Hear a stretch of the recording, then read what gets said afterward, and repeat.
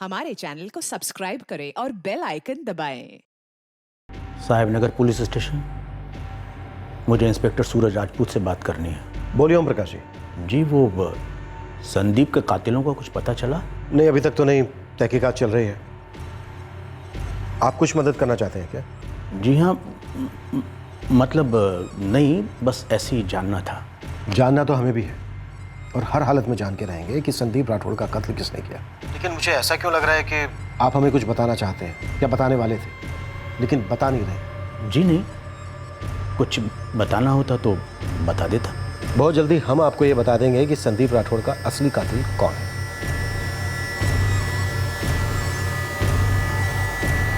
ये केस प्याज के छिलकों की तरह खुलता चला जा रहा था। वर्तमान की तहकीकात अतीत की किसी साजिश को बाहर लाने वाली थी, लेकिन अतीत का कोहरा भी कुछ कम गाढ़ा नहीं था। सर, आशीष सबरवाल और सुजीत पुरी, ये दोनों इंदौर की सेंट्रल जेल में सजा काटी। क्या बात कर रहे थे संदीप राठौड़ के बारे में? सर, कुछ ठोस तो पता नहीं चला, लेकिन संदीप के कत्ल की खबर को लेकर परेशान जरूर थे। कुछ बात तो हो रही थी कि शायद अगला नंबर उनका हो सकता। अजय राजावत का संदीप से कोई कनेक्शन निकला नवीन? नहीं सर, अभी तक तो नहीं। जलेबी की तरह गोल गोल बातें कर रहा है, कह रहा है जैसी करनी वैसी भरनी। ये हमारी इलेक्ट्रिकल इंडस्ट्री का नहीं, कुदरत का नियम है, जैसी करनी वैसी भरनी। उसकी बातों से बदले की बू आ रही है। नवीन, एक काम करते हैं, उन दोनों कैदियों से मिलते हैं। कोई ना कोई अहम सुराग जरूर मिलेगा जो कल और आज को जोड़ेगा।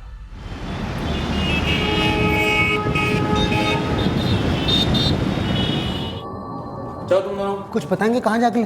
बताएंगे। संदीप राठौड़ से तुम लोगों का क्या रिश्ता था? सर, हम लोग दोस्त थे एक जमाने में। वो भी 7 साल पहले साहब। उसके बाद कभी मिले नहीं और अब तो मिलेंगे भी नहीं। और अब तुम्हें डर है कि संदीप राठौड़ से तुम्हारी बहुत जल्द मुलाकात होगी ऊपर जाके। अपनी जान की फिक्र है तुम्हें? नहीं सर, ऐसी कोई बात नहीं है। अब किसने कहा आपसे? तुम लोगों के चेहरे कह रहे हैं। जेल की दीवारें तुम लोगों के लिए पत्थर की होंगी, हमारे लिए कागज की है। तुम दोनों की खामोशी भी सुन सकते हैं। हमने पहले ही कहा था, हम उसे जानते थे। एक ही लाइन थी हमारी, इलेक्ट्रिकल पार्ट्स के डीलर थे हम लोग। और संदीप अच्छा बंदा था। उसके खून के बारे में सुनकर तो हमें बहुत धक्का लगा। क्यों? तुम लोग जानते हो खूनी कौन है? हमको कैसे पता चलेगा सर? हम तो यहाँ जेल में सड़ रहे हैं। तुम लोग अभी 1 जुर्म की सजा काट रहे हो। ये मत सोचना कि दूसरे जुर्म की सजा नहीं काटोगे। अगर मुझे पता चला कि संदीप राठौड़ के कत्ल से तुम्हारा कोई भी ताल्लुक है तो जेल में सिर्फ सड़ोगे ही नहीं, गलोगे, तिल तिल कर गलोगे। नहीं सर, हमारा इस केस से कोई लेना देना नहीं है, माँ कसम सर। हमें तो सिर्फ अपनी जान की फिक्र है। मैं तुम लोगों से पहले भी पूछ चुका हूं, तुम लोगों को अपनी जान की फिक्र क्यों है? क्योंकि सर, हमें लगता है ये ललित का बदला है। कौन ललित? कौन ललित? ललित रजावत। सर, ये दोनों आशीष और सुजीत किसी ललित रजावत के खून की सजा काट रहे हैं। पर इसका संदीप राठौड़ मर्डर केस से क्या ताल्लुक? सर, डायरेक्ट ताल्लुक तो अभी क्लियर नहीं है, लेकिन ये ललित रजावत अजय रजावत का बड़ा भाई है। और अजय राजावत का मानना है कि जैसी करनी वैसी भरनी।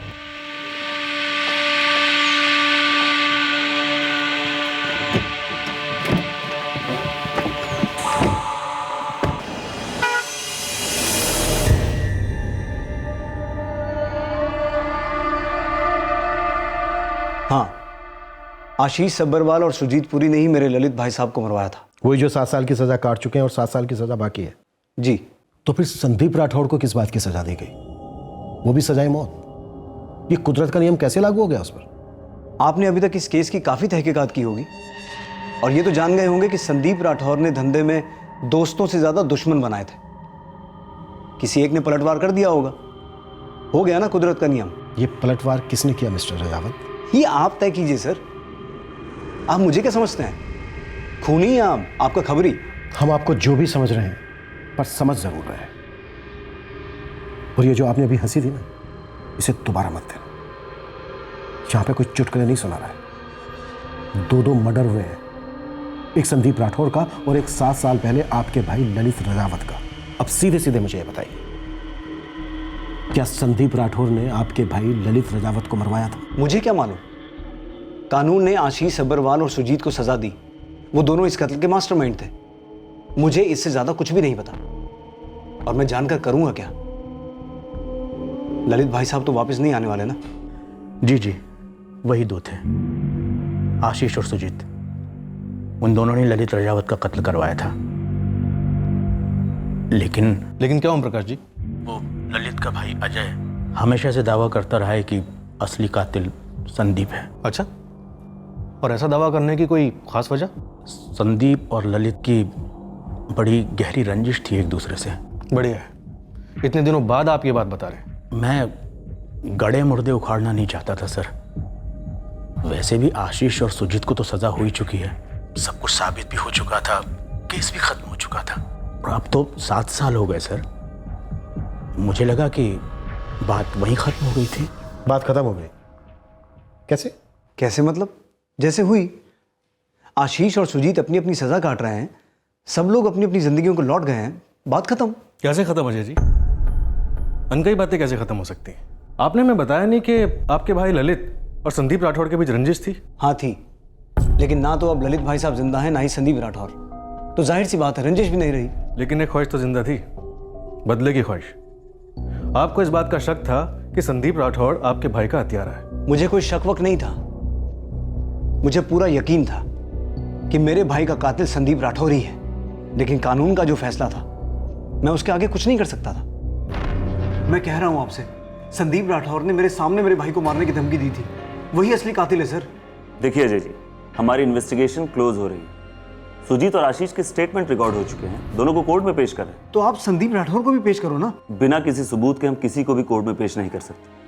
हमने संदीप की पूरी छानबीन की, उसका आपके भाई के मर्डर से दूर दूर तक कोई रिश्ता नहीं दिख रहा है। मेरे पास कोई सबूत नहीं था सर, लेकिन मैं जानता हूं कि मेरे ललित भाई साहब के मर्डर के पीछे सबसे बड़ा और मजबूत हाथ संदीप राठौर का था। रंजिश किस बात को लेकर थी दोनों के बीच?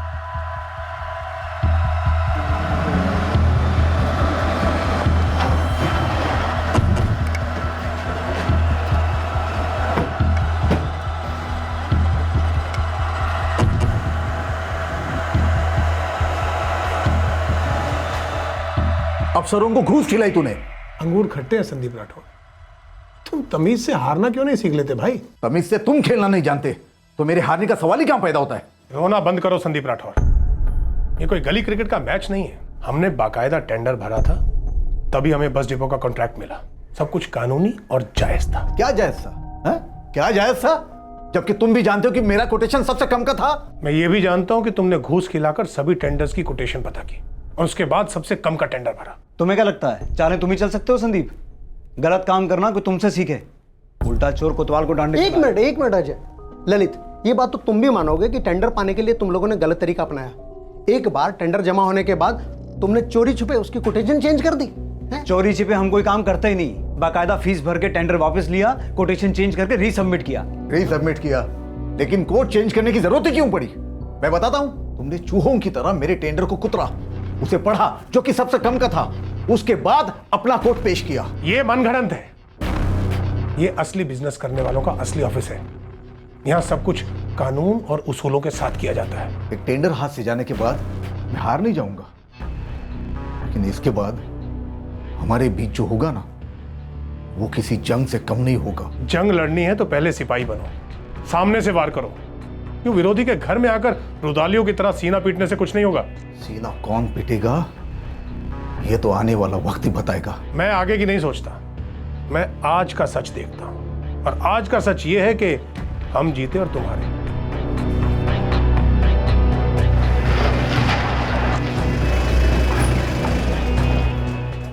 संदीप, सुना तूने? हाँ, सारे धंधे वालों ने सुना है, नए म्युनिसिपल हॉस्पिटल के कॉन्ट्रैक्ट का ना।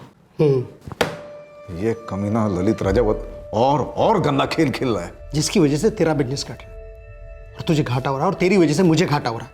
मेरे सिविल वर्क्स ठेकों के तो बैंड बज रही है। संदीप भाई कुछ कर।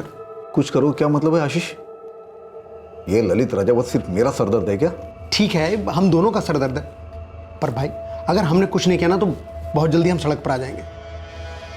इस साल का 7वां बड़ा कॉन्ट्रैक्ट है जो ललित ने घूस खिलाकर हासिल कर लिया। मारो या मरो वाली बात आ गई है। आशीष, मरेंगे नहीं, मारेंगे।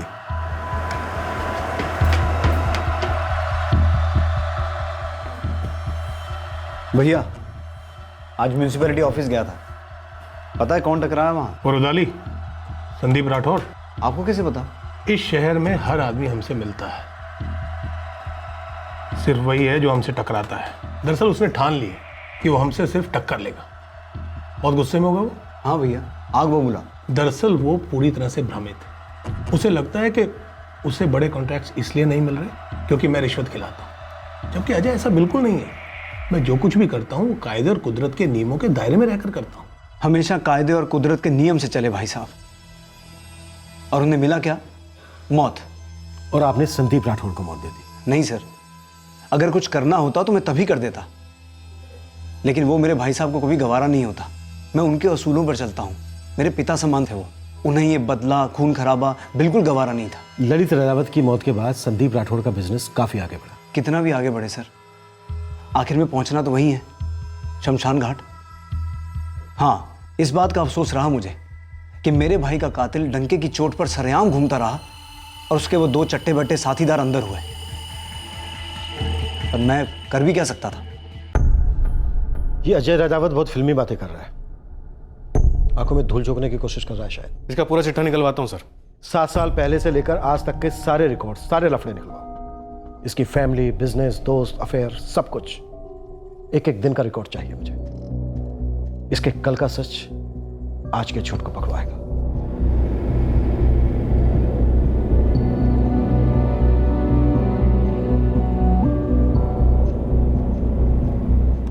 संदिग्धों की कतार बढ़ती जा रही थी। लक्ष्मण सकलानी, जयदीप कोठारी, फिर उज्जवल पांडे। इनके अलावा थे संदीप के 2 बिजनेस राइवल्स, राजेश सक्सेना और दिनेश बगरी। इस लंबी लिस्ट में अब शामिल हुआ था अजय राजावत का नाम, जिसके बड़े भाई ललित राजावत का कत्ल हुआ था और जिसे संदीप राठौर ने बर्बाद करने की धमकी दी थी। क्या यह कत्ल कई अलग अलग लोगों के बीच एक साजिश का चक्रव्यूह था जिसमें पुलिस घुस नहीं पा रही थी, या फिर पुलिस इसमें दाखिल तो हो चुकी थी लेकिन मुजरिम के साथ बाहर निकल नहीं पा रही थी? क्या था इस चक्रव्यूह से निकलने का पासवर्ड? वो कौन सी कड़ी थी जो इस षड्यंत्र के पिटारे की चाबी थी? झूठ है, सरासर झूठ है। संदीप को तो ललित राजावत के मर्डर के बाद बहुत बड़ा धक्का बैठा था। अरे वो तो आंखें नम हो गई थी उनकी। आंखें नम हो गई थी। आंसू तो खुशी के भी होते हैं रश्मि जी। जी नहीं, ललित के मर्डर के बाद संदीप बहुत परेशान रहने लग गए थे। वो तो रहना ही था, क्यों नहीं रहते? उनके 2 साथीदार अंदर जो हो गए थे, अजय से पलटवार का डर था। हाँ या ना? मैंने कहा ना, नहीं। वो तो इस सबसे बहुत दुखी थे। बात तो तुम सही कर रहे हो रश्मि, क्या करिए, धंधा ही ऐसा है। गला ना काटो तो खुद हलाल हो जाओ। ऐसी डरावनी बातें मत कीजिए।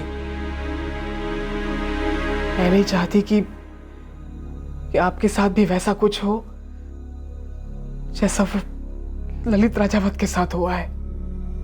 सच कहता हूं रश्मि, ललित की मौत को मुझे बहुत बुरा लगा। हाँ, मैंने उसे धमकाया था गुस्से में। एक तरह से वो मेरा सबसे बड़ा दुश्मन था, लेकिन मैंने उसकी मौत कभी नहीं चाही थी।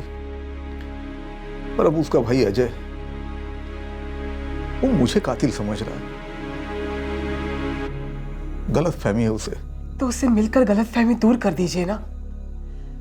धमकियों के लिए उससे माफी मांग लीजिए, और अगर उसे कुछ देना पड़ जाए बिजनेस में तो दे दीजिए। देखिए, आप हैं तो मैं हूं। मैं आपके आगे हाथ जोड़ती हूं, प्लीज इस बात को आगे मत बढ़ाइए।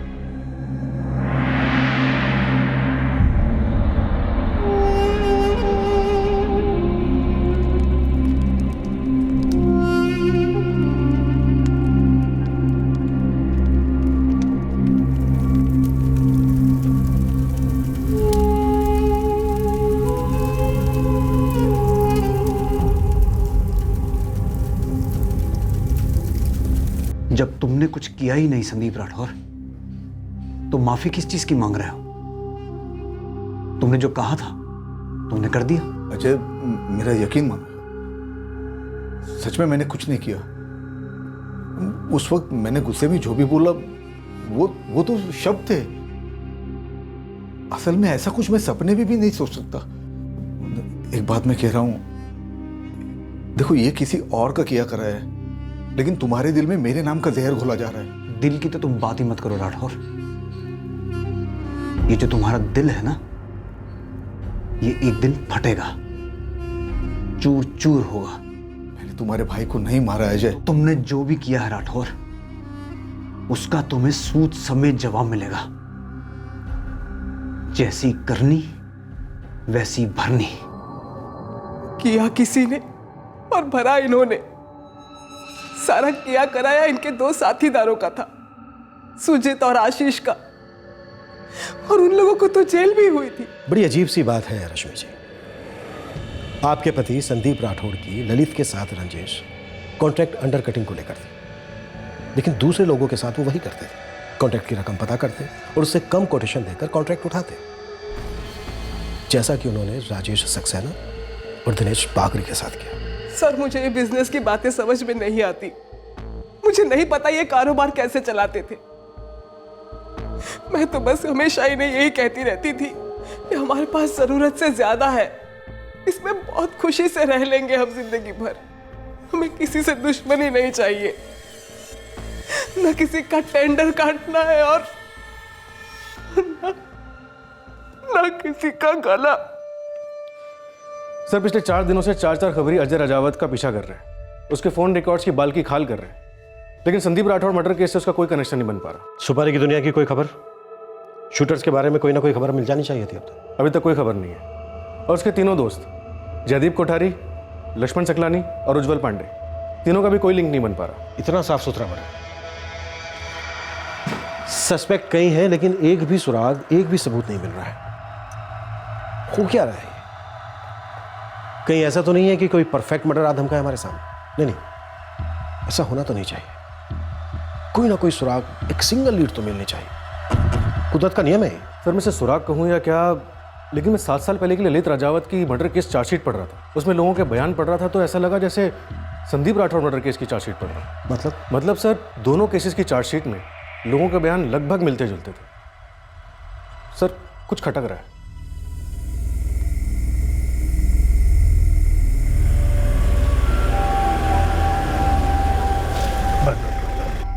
हरीश, मैं जरा चाय पी कर आता हूँ। ठीक, तुम पियोगे? नहीं साहब, आप पी लो।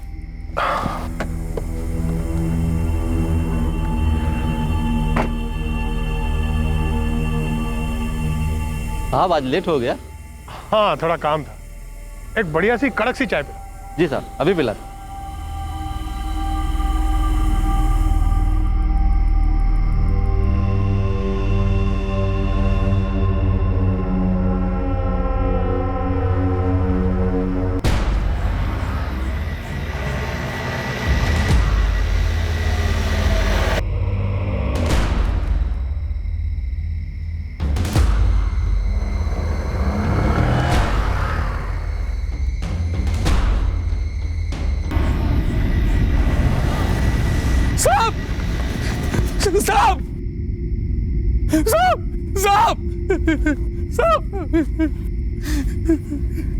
सर, ललित को भी चाय की टपरी पर ऐसे ही ठोक दिया गया था। उसके शूटर्स उसका कई दिनों से पीछा कर रहे थे। और उन शूटर्स को आशीष सबरवाल और सुजीतपुरी ने किराए पर लिया था। जी सर। और अब संदीप को भी चाय पीते वक्त शूट किया गया है। इत्तेफाक भी तो हो सकता है ये। हम पहले से देखते आए हैं कि शूटर्स अपने शिकार की डिटेल्ड स्टडी करते हैं और फिर उस जगह पर अटैक करते हैं जहां पर उसे मारना सबसे ज्यादा आसान। Right sir. सर, ये ललित राजावत की पोस्टमार्टम रिपोर्ट है। क्या रिपोर्ट में?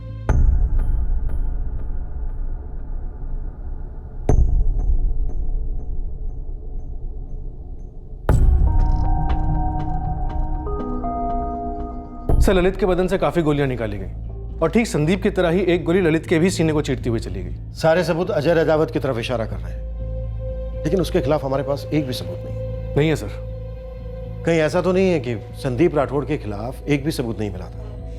तो अजय राजावत ने भी वैसी ही प्लानिंग की ताकि उसके खिलाफ भी कोई सबूत ना मिले। लग तो ऐसे ही रहा है सर, लेकिन हमने अजय की सारी मूवमेंट्स ट्रैक करी, उसके फोन रिकॉर्ड्स पर कहीं से कुछ भी ऐसा नहीं मिला जिससे यह साबित हो सके कि संदीप राठौड़ मर्डर केस में अजय राजावत मास्टरमाइंड है। मास्टरमाइंड चाहे जितना भी मास्टर प्लान बना ले, लेकिन कोई ना कोई उसकी टीम से टूटेगा जरूर।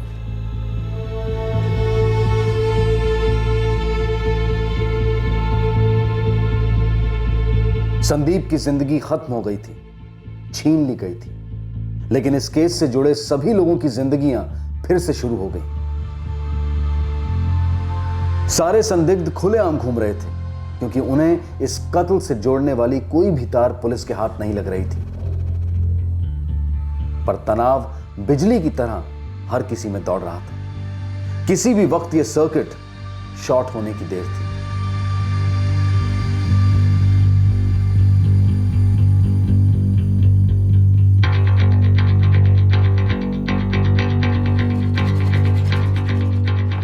दूसरी तरफ आका के सिपाहियों में भी बेचैनी बढ़ती जा रही थी, प्रेशर बनता जा रहा था।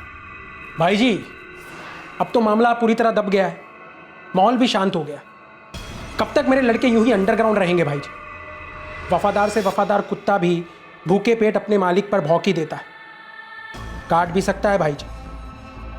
भाई जी, बस अब लक्ष्मी जी के दर्शन करवा ही दो।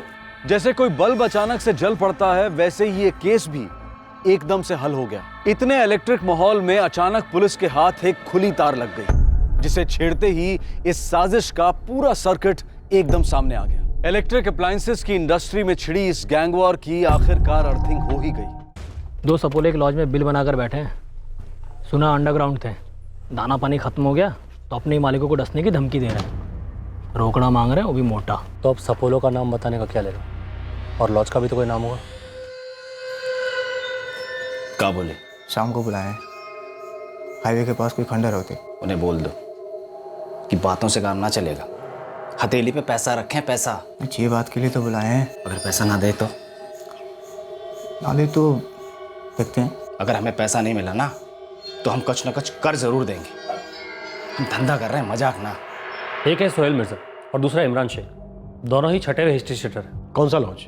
Awasthi lodge sir. उठवाएं सर? अभी नहीं, अपने 4 आदमी सिविल में लगा दो, साया बना दो। हमें इस साजिश की तह तक पहुंचना है। पता तो करें कि इन सपोलों को दूध कौन पिला रहा है।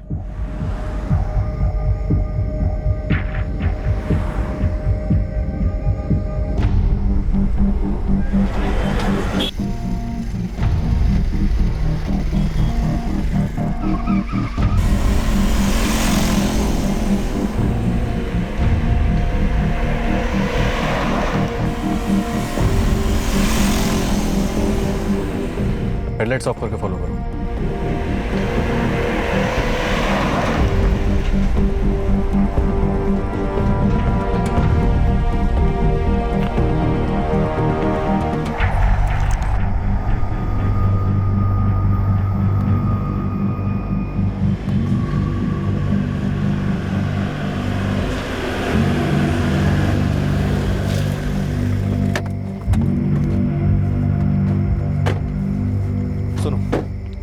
अगर जरूरत पड़े तो सिर्फ टांगों पे गोली चलाना।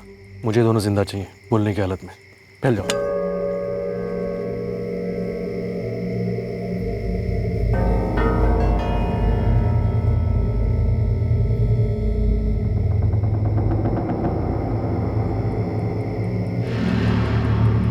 पवन भाई, आज दिल मत दुखाना, आज फुल एंड फाइनल ही कर डालो।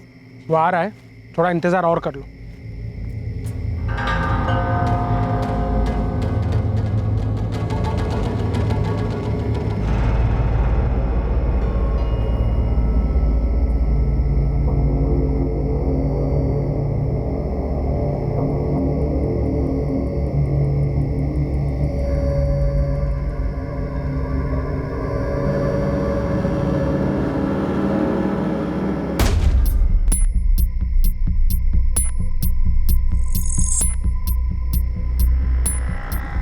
ये तो हजरत राजावत की गाड़ी है।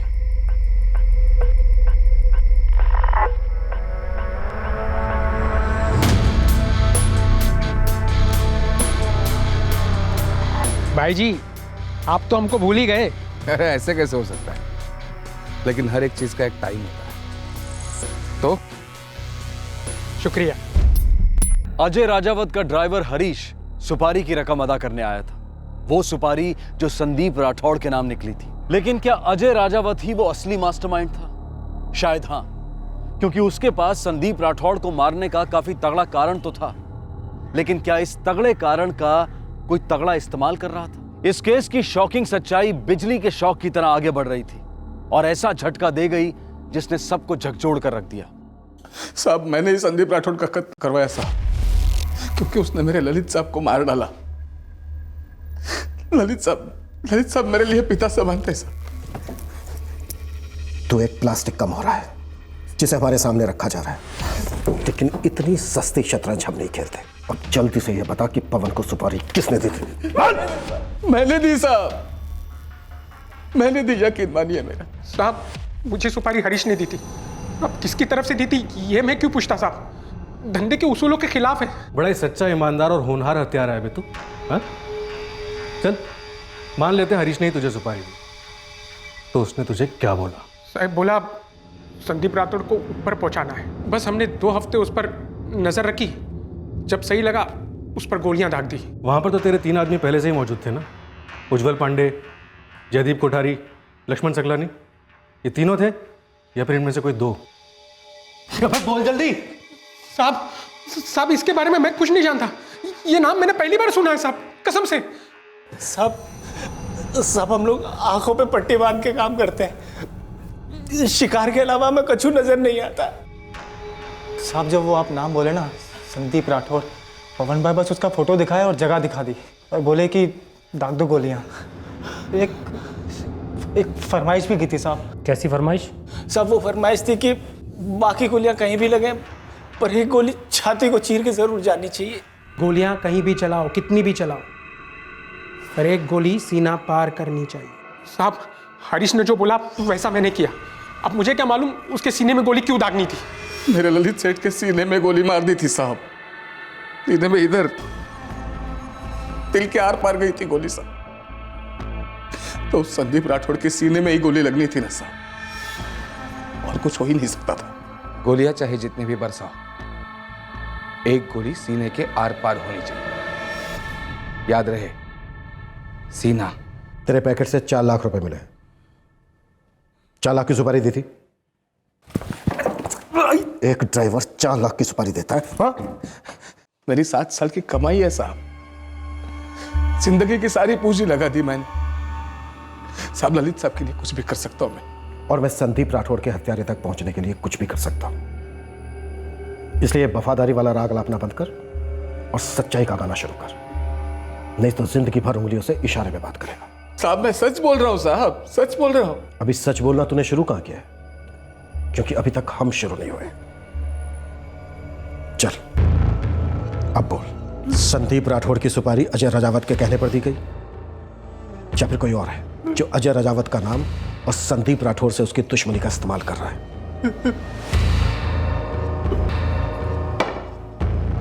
लगता है सच्चाई बोल रही है इसके पेट में। तेजाब डालो साले के पेट में थोड़ा, मुझे आधे घंटे में इसके मुंह से इसके बाप का नाम सुनना।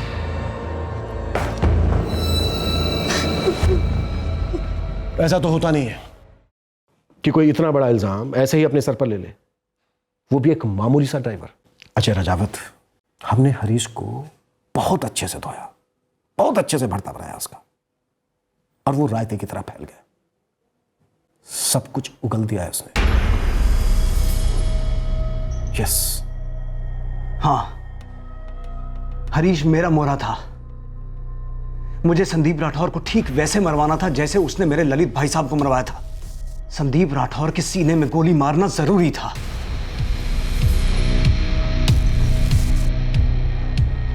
मैंने वही किया। फर्क सिर्फ इतना है कि उसने मेरे भाई साहब को रात के अंधेरे में मारा और मैंने उससे दिन दहाड़े। मुझे ये बात कभी हजम ही नहीं हुई कि आशीष सब्बरवाल और सुजीत पुरी ने मेरे भाई साहब को मारने का प्लान बनाया। अरे औकात ही नहीं थी उनकी। ये सारा प्लान संदीप राठौर का बनाया हुआ था और बाद में उसने उन दोनों को जुर्म अपने सर लेने के लिए मजबूर किया। ठीक वैसे ही जैसे तुमने अपने वफादार ड्राइवर हरीश को मजबूर किया है ना। जुर्म को इस जमीन का टुकड़ा नहीं है कि किसी के नाम पर भी कर दिया।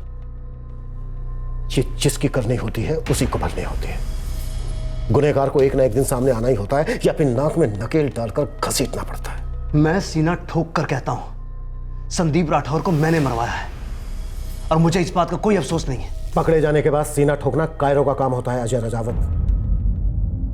जिस गोली ने तुम्हारे भाई ललित राजावत का सीना चीरा, जिस गोली से तुमने संदीप राठौर पर पलटवार किया, वो गोली अभी भी हवा में घूम रही है। और पता है अब उसका निशाना कौन होगा? तुम्हारी बीवी, तुम्हारे बच्चे, तुम्हारी आने वाली नस्ल।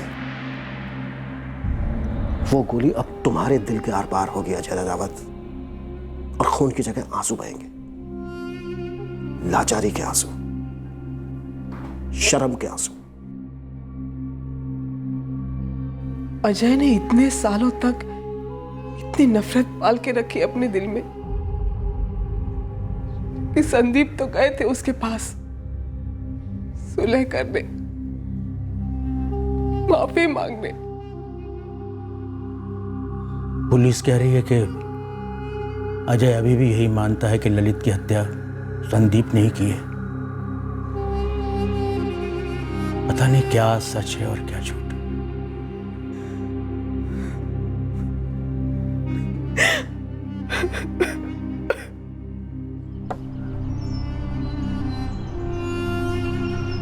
होता है, बिजनेस में अक्सर होता है कि कंपटीशन को दूर करने के चक्कर में कॉम्पिटिटर को ही दूर कर देते हैं। लेकिन धमकियां वगैरह देना तो करता कोई और है, भरता कोई और।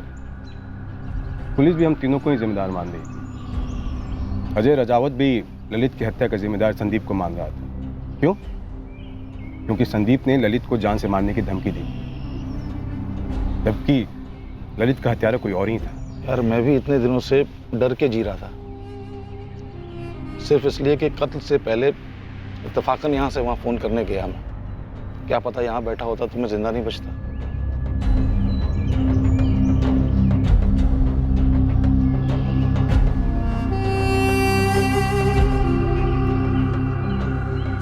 इस कत्ल को अंजाम देने और इस साजिश को बनाए रखने वाला हर शख्स कानून की हिरासत में आ गया। जुर्म कभी सफल नहीं होता, किसी भी रूप में नहीं होता। ना तो ललित राजावत के कत्ल के केस में हो पाया और ना ही संदीप राठौड़ के मर्डर में हुआ। आशीष सब्रवाल और सुजीत पुरी पहले से ही ललित राजावत के कत्ल के इल्जाम में उम्र कैद की सजा काट रहे थे और अब अजय राजावत, पवन, इमरान और सोहेल पर कत्ल का मुकदमा चलेगा। इन सभी को आईपीसी की धारा 302 के तहत हत्या के लिए, धारा 307 के तहत हत्या के प्रयास के लिए और धारा 120 के तहत आपराधिक षड्यंत्र के लिए गिरफ्तार किया गया है। अतीत में किया गया कत्ल बिजनेस में कंपटीशन से बचने के लिए किया गया था और वर्तमान का यह दूसरा कत्ल अतीत में हुए कत्ल का बदला लेने के लिए किया गया था। बदले की भावना ने किसका क्या भला किया?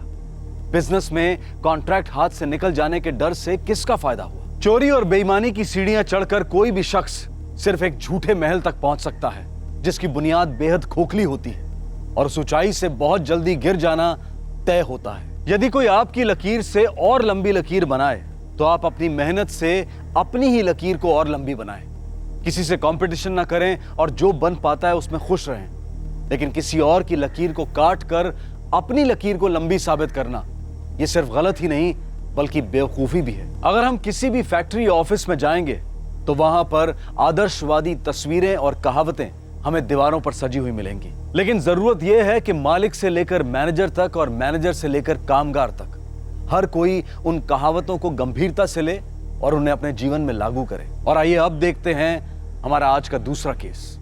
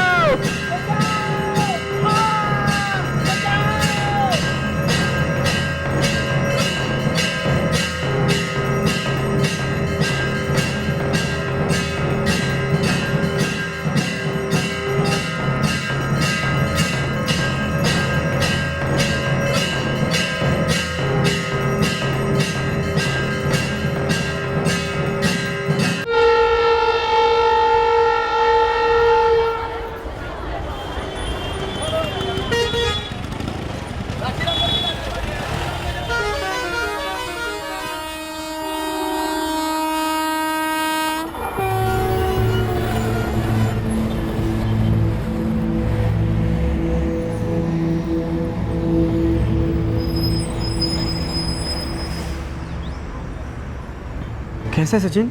हम ठीक है अनिल काका, बताइए कैसा ना हुआ? यार एक तो तुम ये हमको काका काका बोलना बंद करो। हम तुम्हारे काका नहीं है, बाबूजी है तुम्हारे। तुम हमको पापा बोला करो। आप हमारे पापा नहीं काका जी। बताइए क्या काम है, यहाँ क्यों आए आप हमारे हॉस्टल?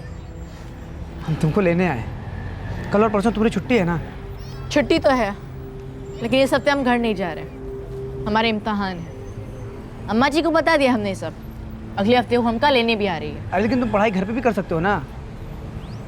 घर वालों से मिलोगे तो बात करोगे, उनको अच्छा लगेगा और तुमको भी अच्छा लगेगा। एक काम करो, चलो सामान बांधो।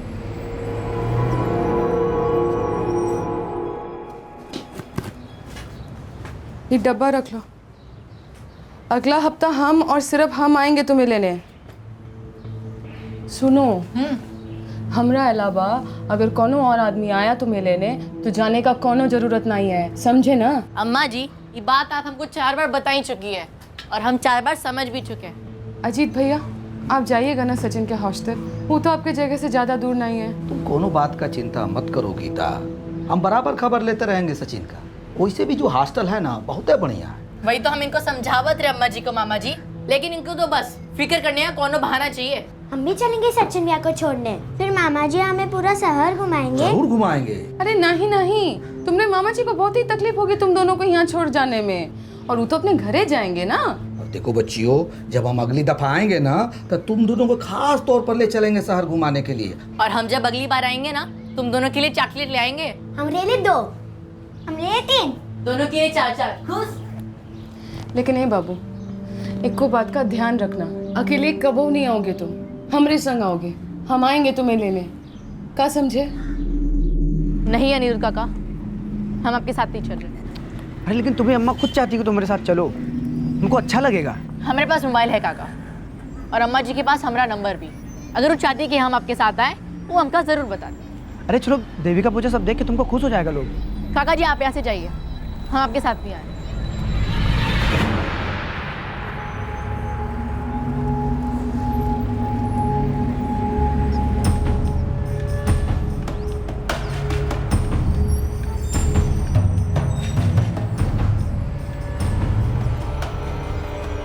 जब बात आती है अपने बच्चों की सुरक्षा की, तो हर मां के अंदर एक कुदरती अंतर्ज्ञान होता है, आभास होता है, एक इंट्यूशन होती है। और इसी की वजह से सचिन की मां गीता ने उसे बार बार चौकन्ना किया था कि वो किसी और के साथ हॉस्टल से बाहर ना जाए। सचिन ने इस बात पर अमल तो किया, लेकिन उसने अपनी मां को यह नहीं बताया कि अनिरुद्ध उससे मिलने आया था। कौन था ये सचिन का अनिरुद्ध काका? ये शख्स दरअसल सचिन की मां गीता का दूसरा पति था। अनिरुद्ध गुप्ता और उसके छोटे भाई सुजीत गुप्ता ने मिलकर सचिन को लेकर एक साजिश रची थी। दुर्भाग्यवश सचिन को इस बात को लेकर कोई आभास नहीं हुआ, इंट्यूशन काम नहीं कर पाई।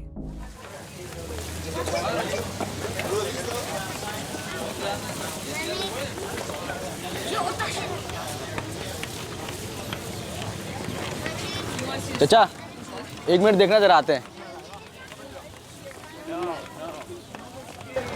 बहुत समझाया यार, ससुरा मान नहीं रहा। माने घर में 3 ही आदमी होगा, गीता, देविका और पूजा।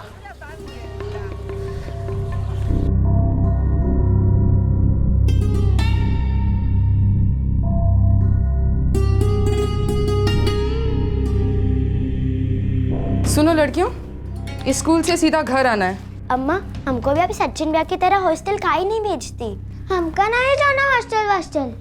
तुम दोनों फिजूल की बात लेकर बैठ गई। जब भेजना होगा तब भेज देंगे हॉस्टल, समझी? अब चलो, स्कूल के लिए देरी हो रहा है, चलो भागो यहाँ से। भैया पहले इन तीनों को ही मार देते हैं, आसान होगा। एक औरत है, 2 बच्ची है। और सचिनवा उसका कैसे करेगा? वो बचना नहीं चाहिए बे। तो 1 हफ्ता बाद घर आ रहा है ना।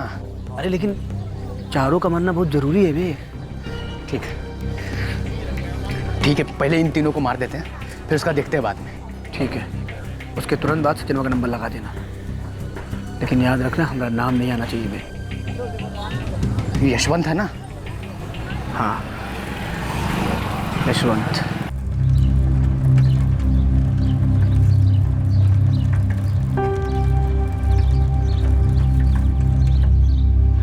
कैसी हो गीता? बस ठीक है यशवंत भैया। ओ, अपना सचिन ठीक ठाक है ना नया हॉस्टल में? जी अभी तक तो सभी कुछ ठीक ही चल रहा है। अब बहुत दूर का फिक्र मत किया करो, एक एक दिन बढ़िया से कट जाए ना, वही ठीक है। हाँ चलते हैं।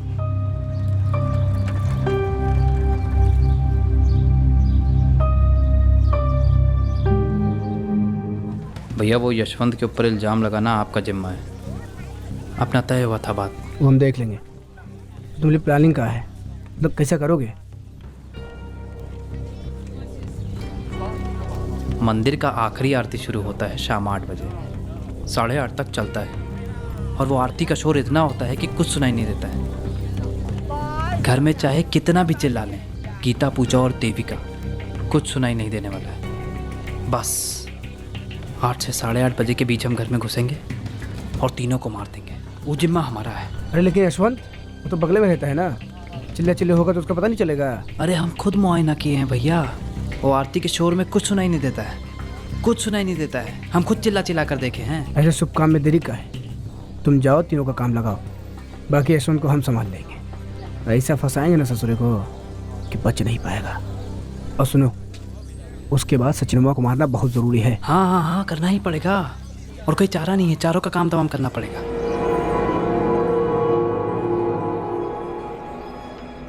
अनिरुद्ध गुप्ता अपनी पत्नी गीता मंडल और गीता की पहली शादी से 3 बच्चे सचिन, देविका और पूजा, इन चारों के कत्ल की साजिश कर रहा था और उसका साथ दे रहा था उसका छोटा भाई सुजीत गुप्ता। आखिरकार ये गुप्ता बंधु ये नरसंहार क्यों करना चाहते थे और गीता के पड़ोसी यशवंत मंडल पर झूठा इल्जाम लगाने का प्लान क्यों बना रहे थे?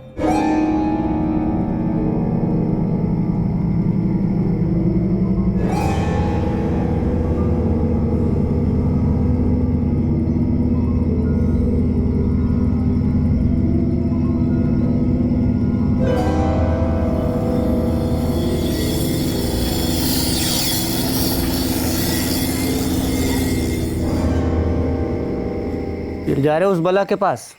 ये गीता तुम्हें बर्बाद कर देगी। हम अपने काम से जा रहे बाबूजी। काम से तो आ ही रहे हो ना बाबू, कहे देते हैं हम। वो औरत या के चक्कर में पड़े ना तो सच में काम से जाओगे, कहीं के ना रहोगे। अब फिर से भाषण सुनाना जरूरी है क्या? हम कोनो दूध पीते बच्चे नहीं हैं जो हर रोज इस घर में हमसे सवाल किया जाता है। सवाल तो एक ही है बेटा, अगर तुम अपने जिद पे अड़े रहे और उस 3 बच्चन के अम्मा से ब्याह किए तो एक बात जान लो, हमारे घर से, हमारी जमीन से और हमारे बचत का एक कोई हिस्सा नहीं पाओगे तुम। तो हम कहाँ करें कि हम मुझसे शादी करने जा रहे हैं? ये तो आप खुद जिद पकड़ के बैठे कि मुझसे शादी करना चाहते हैं। अब हम करें तो करें, क्या करें बताइए? हम बताते हैं क्या करें। मेहरबानी करके वो औरत या के चक्कर में पड़ना छोड़ो, यही तुम्हारे लिए अच्छा होगा। सारा रिश्ता नाता खत्म करो। अब फिर से भाषण सुनने की हिम्मत नहीं है हमारा। हम जा रहे हैं अपने काम से, हमको आने में देर होगा, आप लोग खाना वाना खा लीजिएगा।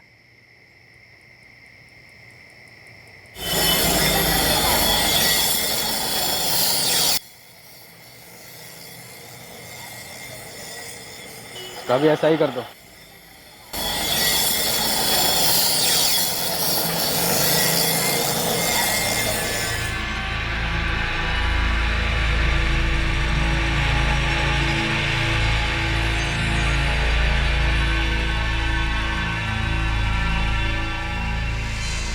आरती शुरू होने से 15 मिनट बाकी है।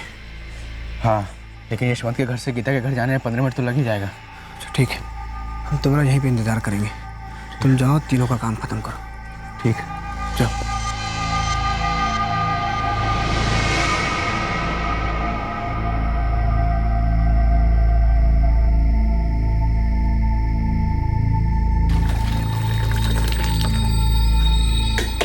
देविका, आजा बेटा, खाना लगा दे।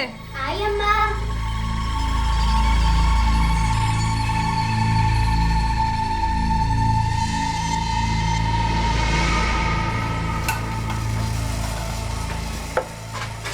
क्या रही पूजा, सीख कुछ अपनी देविका दीदी से। आजा, हाथ बटा, खाना खाएंगे सब साथ में।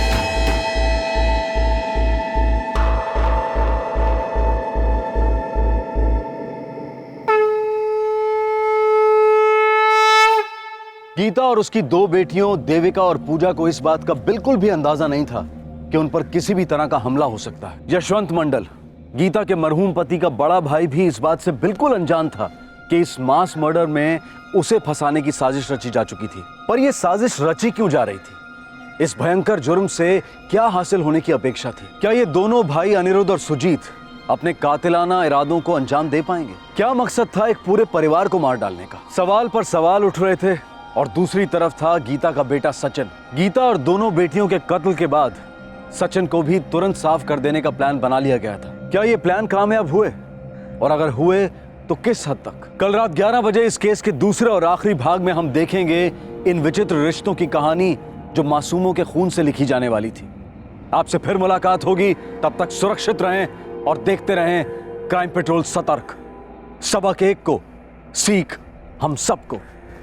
जय Hind. For more updates, subscribe to our channel, click the show links and enjoy watching the videos.